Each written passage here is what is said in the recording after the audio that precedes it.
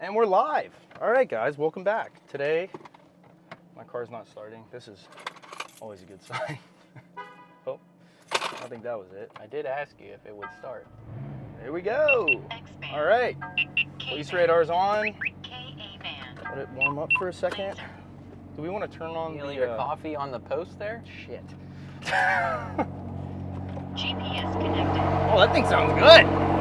Pretty loud.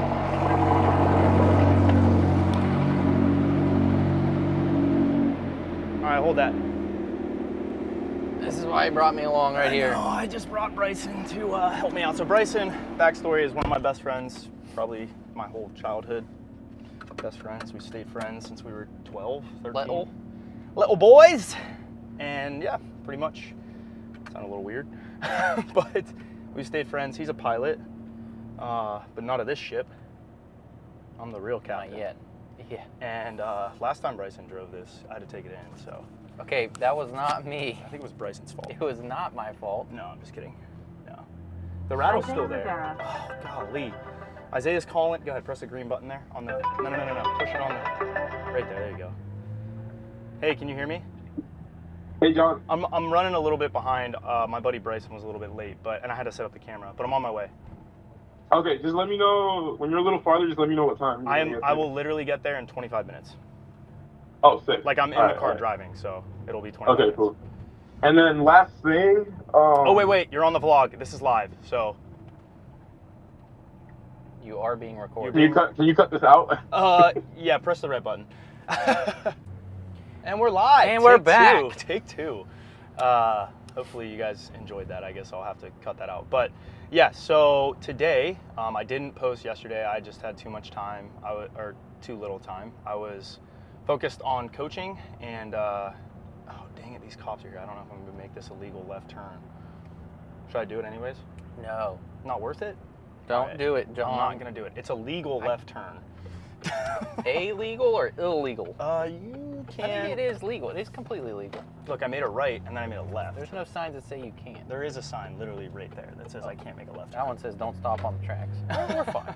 Anyway, so I didn't post yesterday. I got too busy writing programming. Programming took me hours. I know some of you guys have questions about that. I'll look at it later today. I just haven't had the chance to do that yet today.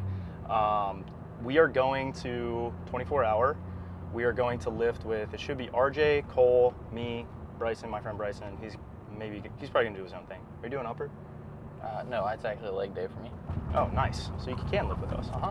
I'm ego lifting. I was thinking about this and I was talking to Isaiah. Basically, I have been pushing in the weight room for the last 2 or 3 months, and then kind of starting in January, I backed off. I have not jumped really high since dunk camp. And I have had some good jumps, but I want to be consistently dunking well on 10 feet. Part of the reason I'm not right now is because of the environment. I have not found a court, and you guys saw this in the last session, kind of the frustration that I had with the lobs. I just could not get the lob in the right spot. Part of it was the ceilings weren't high enough, and the ball was pretty deflated. So I just could not, I kept pushing the ball too far out. It kept floating out in front of me. And I kind of realized during the session that I needed to try a different cue, and I posted about this, but each cue that you use in athletics has a different shelf life. It doesn't matter, or half-life is actually the term I like to use. So like Dan Paff always used to say, he's like a legendary track coach, he'd be like, oh, well, you know, if I were to coach a long jumper, for example, I might say, like, I'm trying to think of a good example. Oh, you need to convert quicker, right? That might work for 2 weeks. And then 2 weeks later, it doesn't work anymore. You need to try a new one. And I've seen this happen all the time with myself. Like 2 weeks ago, the thing that really was working well for me was lob, don't throw, right? That cue was working well for me for dunking on that court. And then, you know, it switched. Now it's, for me the other day, it was, hey, brace. Like get a strong brace so you get a good takeoff. And Ashton Eaton, Dan Paff told me this story, a little anecdote. He was like, Ashton Eaton used to have a book of like cues that he would regularly default back to that he would use as a reminder for him whenever he was having a rough day. Let's say it was like 10 different cues, right? And he would cycle through those and try them to see which one was gonna give him kind of the output or the result that he wanted. And I've kind of felt the same way with myself, especially in dunking as I've gotten better with it. I like trick dunks, but I don't really care that much about them, honestly. Like, I just like jumping high. That's my passion. I like jumping high, just peak vertical. Honestly, I'd be happy just going and touching a vertex like for an hour a week, like on Saturdays, which probably seems really weird in the context of things, but yeah. So right now, I want to focus on that. The next month or two, that's what I'm going to do. Isaiah and Austin are on a very different cycle. They're going to be doing things a lot differently. You know, a recap of last week. They came into the week banged up. By the end of the week, they were dunking. Huge win. Isaiah, his meniscus was really sore, and you know, Austin was having issues with his hip. He's still having issues, but we did a lot of problem solving last week. And with him, I was thinking about it, and I was kind of like, okay, what do I need to have him do to improve in the long term? And basically what I kind of realized is he does not, can you turn that down? That thing is so loud. No, it's right here. Okay. You can hold that right here, Bryce, and I'm multitasking, and we're good. All right, so I realized he is having issues eccentrically with his hip flexor, but also it's like a co-contractor. So basically when he goes to jump, he does, wow, this truck, what is happening right now? What, oh, that's so bad. Whoops, things swung open. All right, so he's having issues with his hip extensor, actually. I think it's related to hip hike. He's gonna go see someone for manual muscle testing just because it's like a random injury. I don't like manual muscle testing, but I think in Austin's case, like, he's seen that this has worked for him in the past, and this has been an ongoing thing since high school. And it's kind of randomly back, but I talked to Isaiah about it. We don't really know what the specific issue is. That's part of the reason why we were like, just go to your guy, see what he says. Like, at this point, not that I don't care, but it's like, whatever's gonna help. That's kind of my mindset with it. Oh no, is there construction? That sucks. So yeah, I told him to do that. So he's gonna go see his guy probably Thursday, I think he said. And today, what I told him is, you need to do mobility for your hips. You need to do some strength work. So he's gonna do some hip flexion work. He's gonna do some hip extension work. Obviously in the weight room, we always do that. But for him, what I wanna do is keep in mind that, as I said, good training is inherently therapeutic or rehabilitative. For him, it's going to be focused on eccentric work in that hip, and Isaiah's doing that anyways, so it aligns really nicely. Isaiah, we weren't sure what we were going to do. A big thing I realized is he can't load plyos and eccentric work at the same time. The reason for that is because it's too much specific work simultaneously, meaning eccentric work is very intense and very specific already. If you're going to add plyos to that, you're basically doubling down on intensity, and you're doing the most intense thing you possibly can, while also loading intensely in the weight room as, you know, massively. And that's not good for health. That can be good for performance, but not health. Generally speaking, and I've talked about this, is this intimate relationship between fatigue and adaptation. And Isaiah is very fatigued. His adaptation, I'd say, is moderate, but this month, I just want to focus on getting him stronger eccentrically. That's going to be the big focus instead of plyos or anything else. Like, that's going to be the big focus. We had a little bit of a detour last week, but I think keep the goal the goal, keep the plan the plan. Me, the next 2 months, I'm just focusing on getting some high quality dunk sessions in. Like I said, I've had some good sessions, but not on 10 feet. I want to have some good sessions on 10 feet. I've probably had 1 or 2 of them, but I want to be I just want to be jumping high on 10 feet for a bit. And then I'll probably go back and hit some plyos or something else, maybe 2 months out from dunk camp for about a month or 2. Probably get really specific in the weight room and then back off for 2 months or so. That's kind of the big picture plan for me. I am, as I said, a lot older. As you guys know, I'm 30. How old are you? 29. 29. He's a little baby boy. Wing. Need a bottle? How about a binky? Nope. And yeah, that's going to be my emphasis or focus. Hit you guys with a lot of information there. With the dunk session, that said, one thing I want to touch on is I was pissed off during the session. Like, I was really not happy.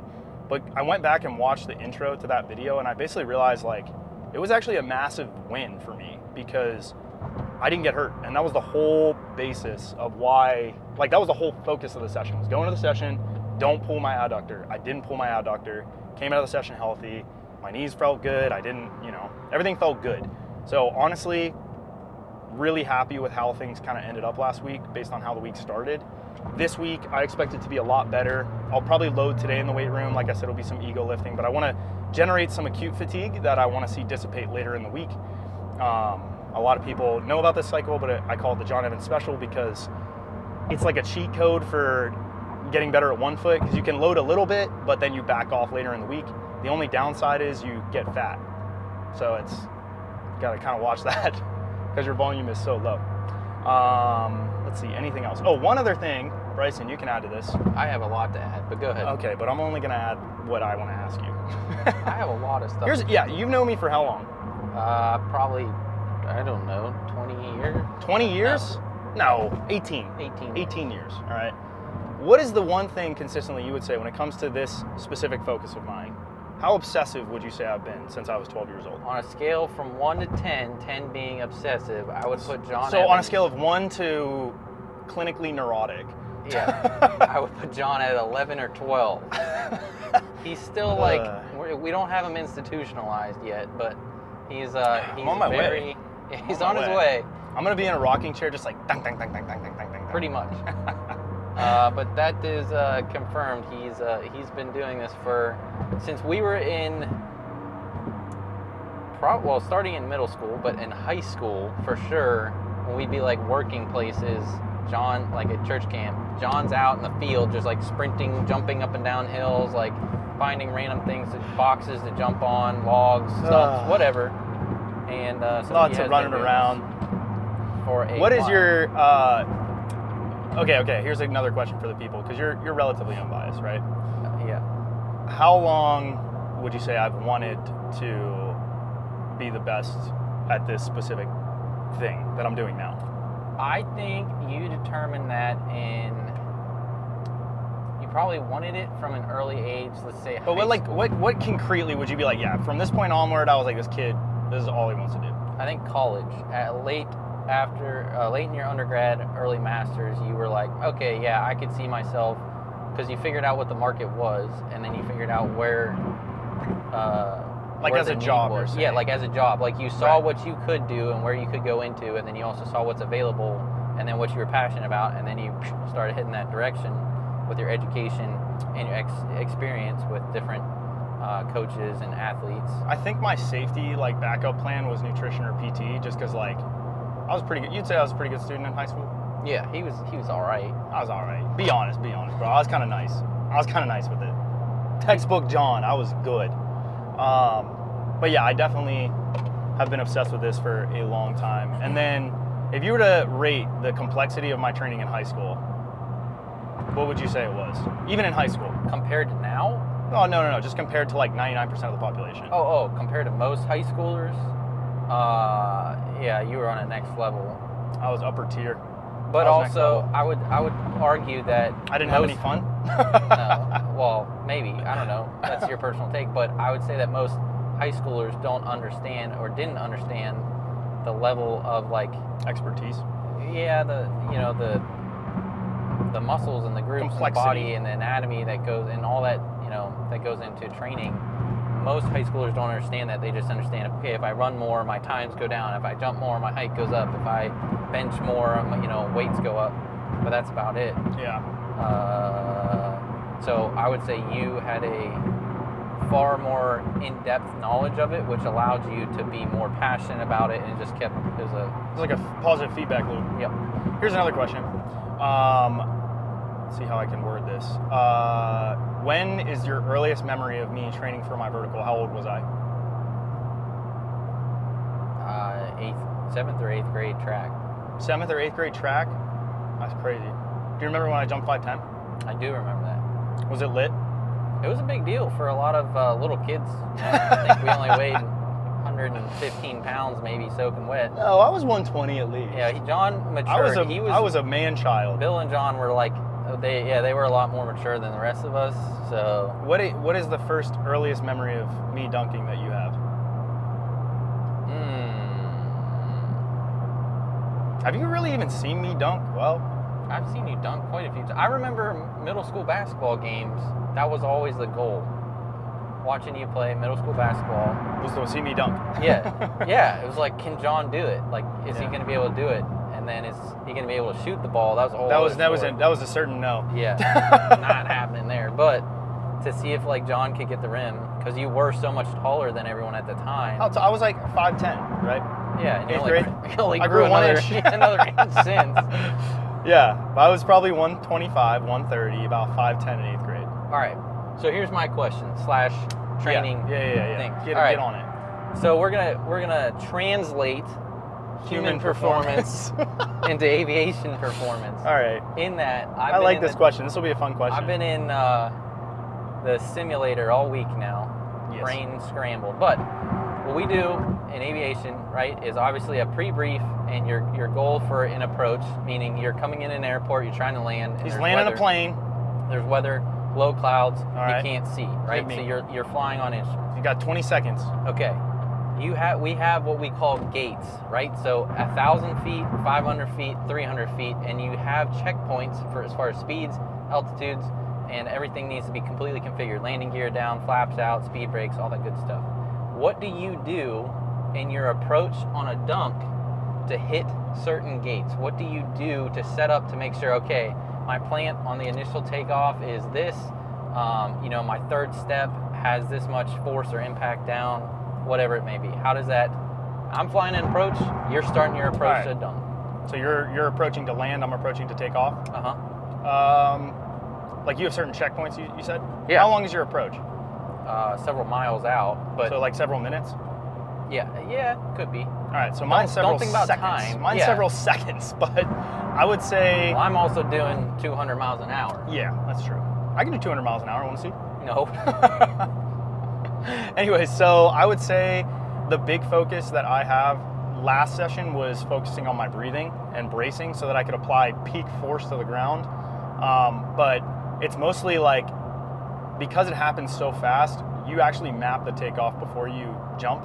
Like you throw the ball and your takeoff in your mind has already started. As weird as that is, it's like everything happens in unison, even though it's multiple steps. When I was younger, the focus was really fast rhythm, the last two, flat, rolling steps, the last two steps. Those are like the big focuses. I'm trying to think of what other cues I used, but I would say like leaning back was always a big focus, keeping your shoulders back and away. Those were always big focuses, specifically for high jump, which taught me how to jump off 1 foot. But for dunking, it's always been like very outcome focused. It's always been jump as high as you can. There was never really, I never learned the 1 foot jumping technique for dunking. Dunking was always something I tested after training for a really long time. Now, like as I've gotten older and I've learned about jump technique and stuff like that, like my jump technique was so ingrained from high jump. So I would say I focused on jump technique and high jump, and then that translated over to dunking. But after a certain like period of time, there was no, for me off 1 foot, it was like I either felt it or I didn't. And now as I've like I said, I've gotten older, there's certain cues I think about for my highest jump days, but I never think about where I'm contacting my foot because I've done probably hundreds of thousands of reps of it, where it's like a flat-footed contact or on the heel or whatever else, rolling flat contact. The penultimate step I spent a lot of time mastering in high school. So I would say like I spent a lot of time thinking about that early on when I was maybe like 14 to 16. But as I've gotten older, that I never think about that stuff. Now it's just always outcome based. It's jump as high as possible and big picture cues or big picture focuses that help me apply as much effort. Mostly related to timing, mostly timing for 1 foot, because it's more of like knowing when to try hard, and rhythm plays a big role in that, momentum plays a big role in that. Okay. Your lowering is based on like understanding where the ball is relative to you. All right, so here's my next question, translated. Translate your aerodynamics. So if you're on an approach, aerodynamics. right, and you get down to what we call a minimum descent altitude or decision altitude, and you cannot see the runway, you can't land, you have to go around or execute a missed approach. Now, if we're operating on one engine because the other one flamed out or whatever, or two engines, the go around or advancing your power, getting the airplane reconfigured, basically aborting the landing. Abort the landing! Is super important, and the safety behind it is very important. How much effort do you, or thought, training do you put into aborting a jump. So let's say you have a bad lob, right? I know You've it already started coming internally. in. I know immediately when it's going to be good or not. Okay. Before I throw the ball, I can already tell. Like, it's a weird inner knowing that you have. And then during the approach, So I can tell based on how high and how it feels coming out of my hand if it'll be worth jumping for or not. So you'll just give up initially. I'll you do don't the wait first until two you're steps. already. I know my distance, like each stride that I contact down, each time my foot touches the ground, I know if it's going to be a good jump or not based on how far away I am from the ball during like 3 steps out. Like 3 steps out, if I know I'm too close to the ball, I'm, pardon my language, I know I'm fucked. I'm like, I'm not going to be able to do that. I'm not going to be able to take off the most efficient, best way possible. Like, I have to be a certain distance, 3 steps out, 2 steps out, and at takeoff from the ball, and the ball has to be the right height and the right left distance for me to know that I'm going to be at 120%. That dude was on totally the jump. filming us as he Oh, drove really? by. Yeah, he had his phone out the window. Anyhow, okay. So I guess the question is like, so when you're stopping, like if you start a run, let's say some kid walks out or a ball comes rolling across in front of you, you obviously don't want to jump. Oh, I won't even try. Right. I have to like But you, see no one but near you me. have to stop yourself, right? You have to stop that energy, that momentum. How do you make sure that you're not, right? Because your muscles are conditioned for the takeoff and the jump and then the landing impact, but not necessarily for like an abrupt abort. Oh, you're talking about like stopping the takeoff? Yeah, like if you like launch, lob, Like, do I jump or start not to go, yeah. Like, how do you make sure that your muscles are set up for that? Because I could see a lot of young jumpers not like tossing up a lob, And starting not it, knowing? and then Oh, not it's knowing, honestly- and then they hurt themselves because they're Well, trying to you take don't off. necessarily like hurt. Well, I mean, that's just honestly, it's sad, but trial and error. Like, you've done it so many times that you know what a good takeoff and a bad takeoff feels like. You're probably not going to hurt yourself. Like, a lot of the time, I mean, you have to have like a little bit of inner knowing from just playing sports growing up to realize like This is gonna work. this is going to work or this is not going to work. But Okay. we're way over the time limit on this. These are really good questions, actually. Bryson needs to be a questionnaire. He needs to be a Q&A guy on the podcast I'll be and provide insight guest to my speaker. effed up childhood. No, I'm playing. Yeah, it'll explain a lot to you. That don't make a lot of sense. But yeah, we'll see you guys at the gym. We'll film top sets of Isaiah. You know where that red button is? I got it. I got it. All right. So I'm doing, Austin asked me a question, but I'm going to ignore it while I talk to the camera. So I'm going to do 4 to 5 sets of this. I really like doing feel-good lifting for periods of time when I want to jump high. Everyone else is doing a lot of different stuff. It's actually a really interesting day. I probably should have filmed the whole lift, but it's all right. So yeah, I'm gonna do 4 to 5 sets. These guys. I'm gonna do 4 to 5 sets of these squats. I'll face you guys. Feel pretty good. My knees feel all right, but you know, I like when I can squat 225. Generally speaking, if I'm in that 185 to 225 range, my knees will get better. So these slow squats, and then I also like the pulse. I call this glossing the cartilage. And the tendons are slow.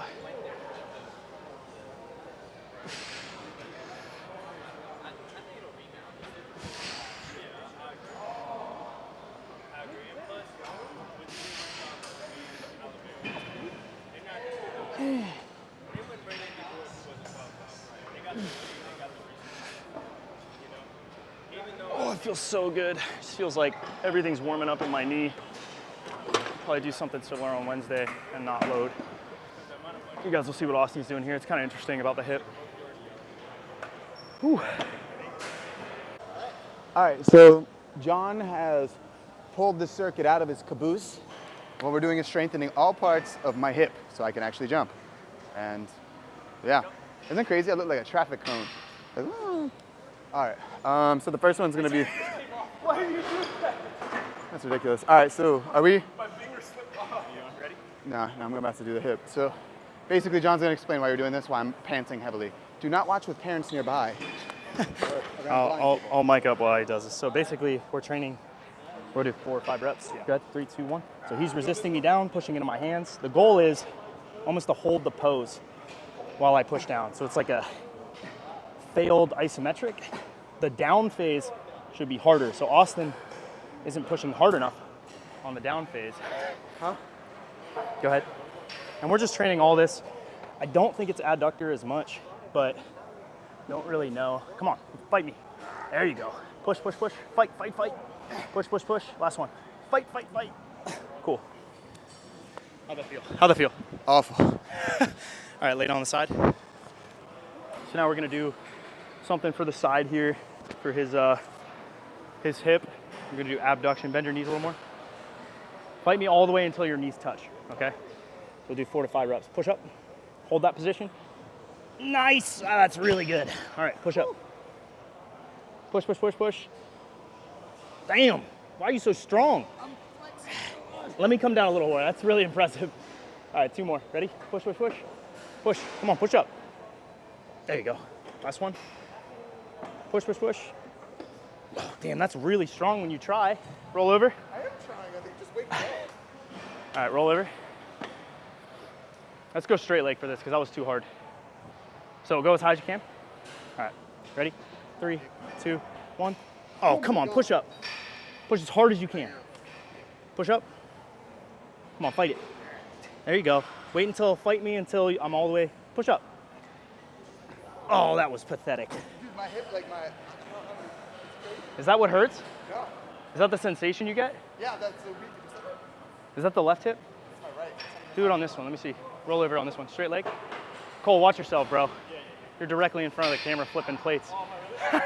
It's all right. As high as you can. Ready? 3, 2, 1, fight this. Oh, come on, bro, that's it. Push up as hard as you can. Turn your foot out. Like get in a kind of strong position right there. All right, ready? Right there, hold that position. 3, 2, 1. Nice, push up. Push up as hard as you can. 1, 2, I'm gonna go to 4. I'll be at the top of 4. Push, push, push, push, push. That's pathetic. I'm not even putting weight on it. Dude, I feel lazy. Really? All right, fight it. Go as high as you can. Nice. All right. Huh? Bro. I'm gonna probably do one more. You guys can go first. Bro, that one was bad. Really? It slipped only on the left, and it was just like on my bicep. Again? You did it again? What the heck? I hate everything. What'd you say? I hate everything. All right, all fours. All fours? All fours. Yeah. Drop your pants. Come on, this is travel-friendly content, Cole. All right, heel up. All right, ready? Push into my hand. 3, 2, 1. Oh my God, why is that so good? Wait until your knee touches the floor. As high as you can. All right, 3, 2, 1. Ooh, push into my hand. Come on, it should be harder on the way down. Fight it, fight it. There you go. Yeah, that away, boy. That was good. Little less on the down phase. Push up. There you go. One more. Nice. All right. Other side. Yeah, push up. Oh, bend the knee a little more. There you go. Bend the knee a little more. There you go. Come on. Oh, shit. All right, ready? Why are you so strong, bro? That was impressive. Is that your left leg? Yeah. So it's abduction. It's abduction. Yeah, that's where you're weak. It's straight leg abduction. It's this. That's where you're struggling. Well, even when I did all the band stuff, it didn't seem to like... I don't know, it's like, you don't have the range of motion. Like you need to be able to push up hard like this. So we gotta work on that for sure. I thought it's related to hip hike. Hip hike is like how high you can push up. So it's all right, it's fine. All right. I'm gonna go 185.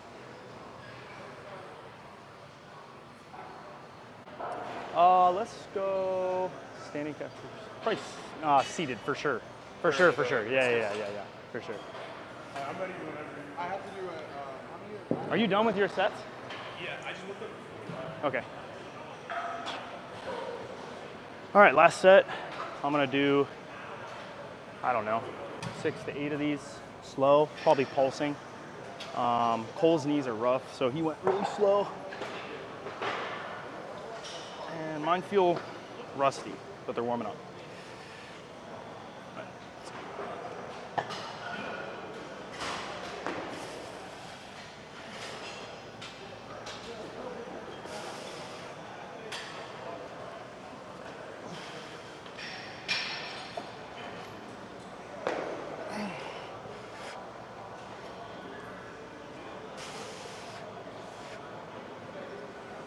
Ooh, that feels pretty good. All right, so on those, I'm staying in that partial range of motion. pulsing in that bottom position. That's where the tendon gets warm because you're in a compromised position, leveraged in terms of leverages. So the top doesn't really hurt. I don't really feel anything there. I want to be on the coattails of pain because that means I'm loading the tissue. Feels more like tendons today than anything else, but isos don't usually help because that pisses off my chondromalacia. So for these, feels really good when I get in those range of motions. I might do isos tonight just because it does feel like more tendon, especially on the right leg. Pretty good. Other guys are about to load like crazy, so a lot of eccentric work for those guys. Maybe I will include it. Hey guys, today is Austin workout day. You're gonna see Austin workout. Anyways, I'm gonna squat and I've been working on my range of motion, so I will be going deep on my front squats, but I may die. John, should I face it?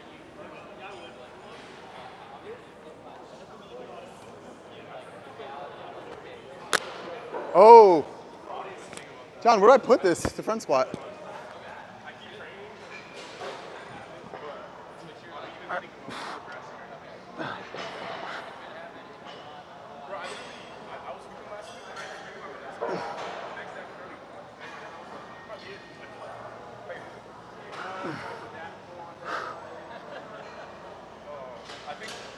When did your squat get 2 years ago?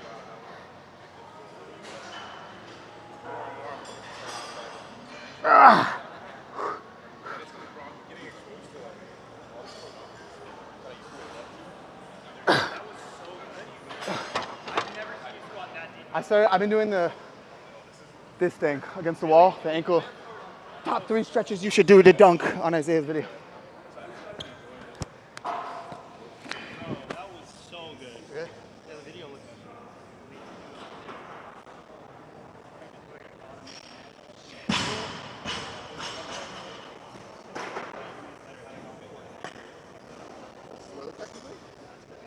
That was perfect. That's what I like to see guys do. Like actually, like I'd like to see guys do. Do you have the mic? Yes. That was so good. That was so good. Perfect.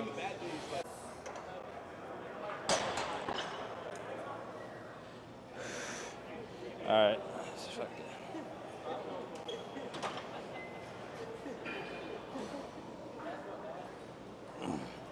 This shit finna be big.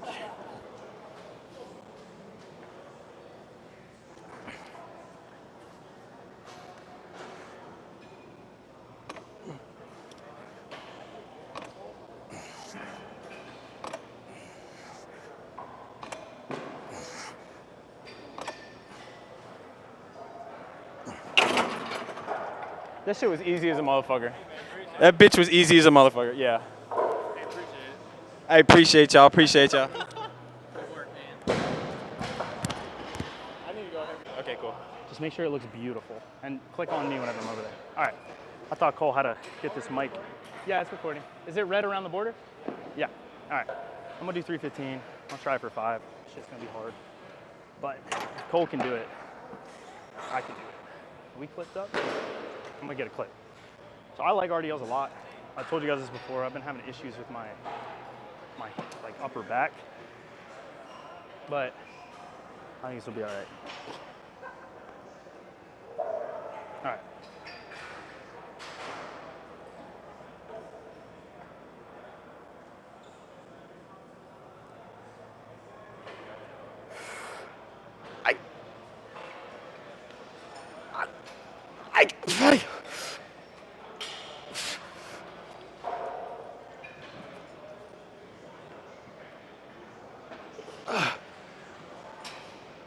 Ooh.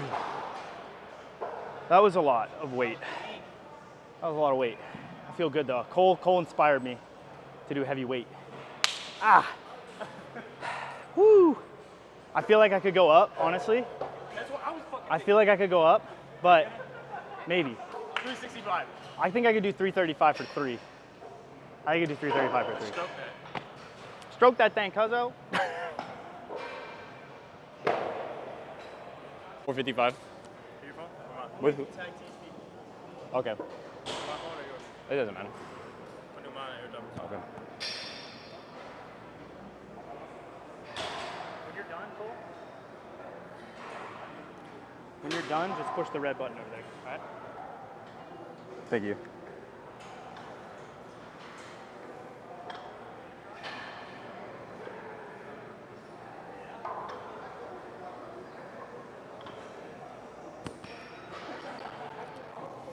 This bitch pussy weight.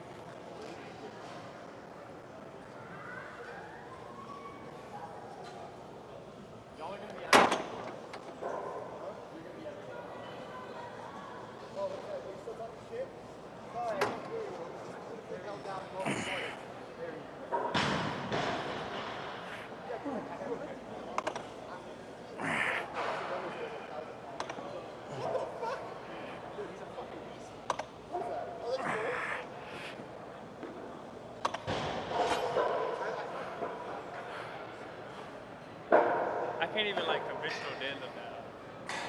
Tell the people how you felt about that. Hey man, I don't usually talk that much after that shit because I'm tired as a motherfucker. That shit.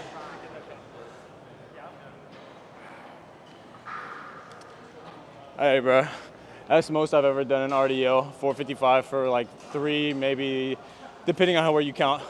That shit was harder than a motherfucker. Hashtag THP. Fuck with your boy. You inspired me to go heavy. So you're going now? Yeah, I inspired John Evans. I inspired John Evans to go heavy. Yeah, I got you here. Actually. That's kind of you. Yeah. I want you to. You put 315 on it, rack it, and then I'll one more plate on it.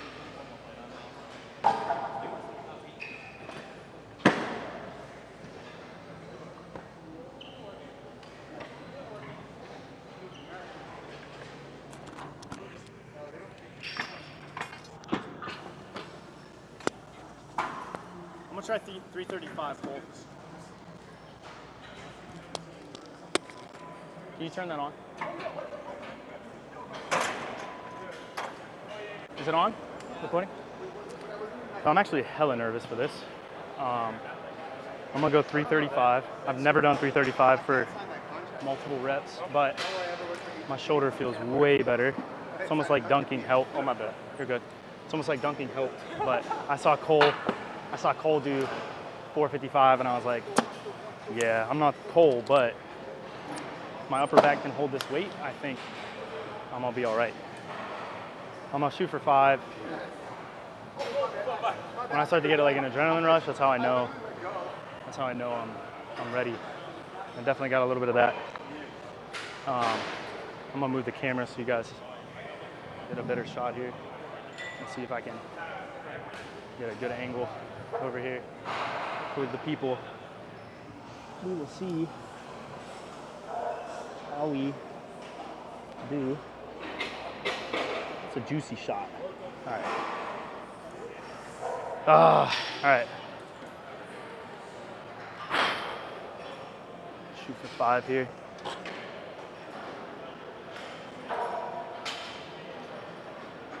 All right.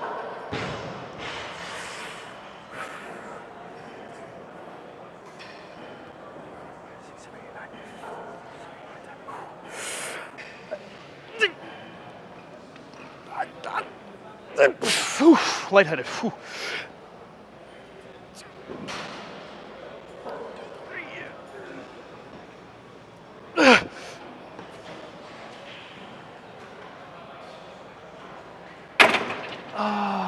My hands were slipping so bad. That was a really good set. Cole inspired me. Was my back rounding like crazy? I didn't look. You got to look at it. I was talking to Bryson. That was a lot. I kind of count that as a PR. How do you feel? I feel good. I feel good. You need me to do any more abduction or anything, or I'm good? So you're gonna go out here. D Make for it right. drive, and don't screw this up. Oh, you gotta take the parking brake off, Chief. All right, so Bryson doesn't know how to drive this beast, this beauty.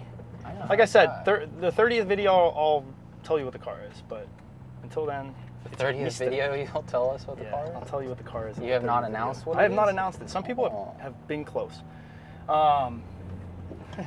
So this love this car for sure, but the workout workout was really good. I'm sure you guys will see those top sets in there. I pretty much told Cole and RJ, I was like, you guys are basically on ego lifting Monday, ego lifting Wednesday, but it's like within reason. So I want them to get like, we'll see what they can do, but I don't want them to kill themselves on Wednesday. It's basically work out to like a 5 rep max, kind of on like a select few lifts. The ones I like to do, always like to load the agonists. Agonists are prime movers. So Be confused with the protagonist. no, antagonists, but close. And yeah, we got through a lot of good stuff in there for all the guys. So Isaiah and Austin are on the same cycle now. Cole, RJ, and I are on the same cycle. I ended up hip thrusting, I don't even know, it was like 7 plates on each side. Is that what it was? Something like at that. least 6. And I did it for 5, which is really good. I crushed that. Hip calf raise for 5. I got up to 250, and that's not including like the machine. So you're gonna go out here and make a left at the stop sign. Slow, slow, slow. Oh, hammered it. And yeah, the overall, really, really good, really productive. Tons of really good content in there from the lift, so you guys should, should be enjoyable. Do you want this in manual? Yeah. All right, full manual. Be careful, it's very powerful. I'm gonna put it in comfort, actually. I don't trust you. In the rain, bro. Make a right, and then you'll U-turn. So, I don't have too much. I had a bunch of other stuff to say. Mikey Williams was there. I don't know if you guys know who that is, but Mikey was there. Isaiah got a picture with him. He said he wants to get a dunk session in with us. So we'll see. I worked with him once, but he didn't recognize me. I mean, obviously he works with a lot of people. But I worked with him when he was at OTE. He wasn't really focused on like jumping high per se. But it was cool to see him there. And, he's getting shots up. I think he East Bayed too, which is kind of crazy. He was like warming up, chilling. Must have been feeling bouncy. He recently committed to UCF, which is pretty cool. So maybe I'll go see some games, watch him play. Am I going straight? You're going to make it right. And you're going to stay on that until I tell you to get off. I don't really have much else. Rest of the day, I'm going to try to get some protein in my system, watch the Steelers play, chill with Bryson, and I'll catch you guys tomorrow. So I'll label this, I guess, day 7. Technically, it's day 8. I'll probably put day 8. I don't know what I'll call the video. I haven't decided. There's something else I want to talk about, but I don't remember what it is. I'll catch you guys tomorrow. Bye.